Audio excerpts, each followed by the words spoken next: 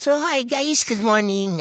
Sabado ngayon. So meron kaming event sa Sport Fest sa Naga. So hindi tayo sumama dahil walang may iwan sa site para magbantay. So kaya ang yung abang-lingkod, ang mag-i-straight duty. So pumasok ako ngayon is 2:57 ng umaga hanggang 10:00 tayo ng gabi. So tingnan niyo guys kung paano lumilipas ang oras ng isang gasoline boy na nagtatrabaho ng 8 hours and now straight tayo.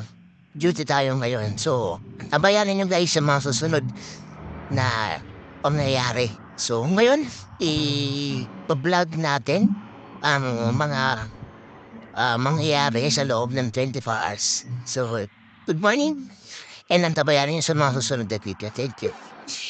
So, good morning. So, halika. Puntahan natin ngayon. Palitan natin dito sa site.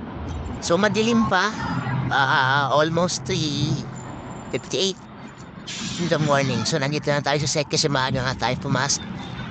And yun, meron. So hi guys, good morning. Eto, nandito pa rin tayo sa site. Yan.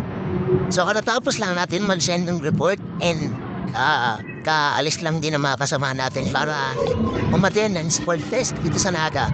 So, walang tao sa site kaya yan, straight dito tayo. So, yun.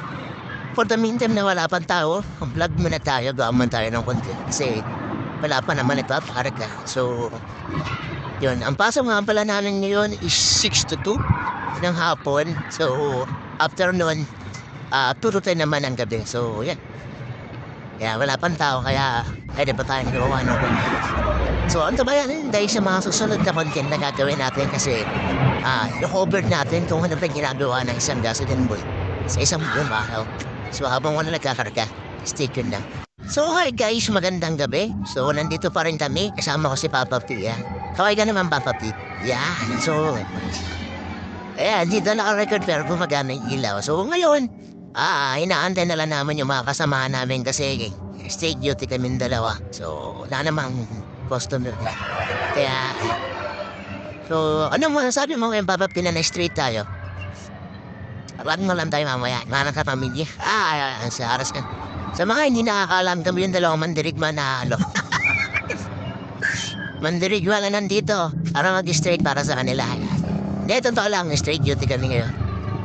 So, ang number lang, meron pa tayo i-upload mamaya para sa part 4 ng ating video. Thank you, Vates.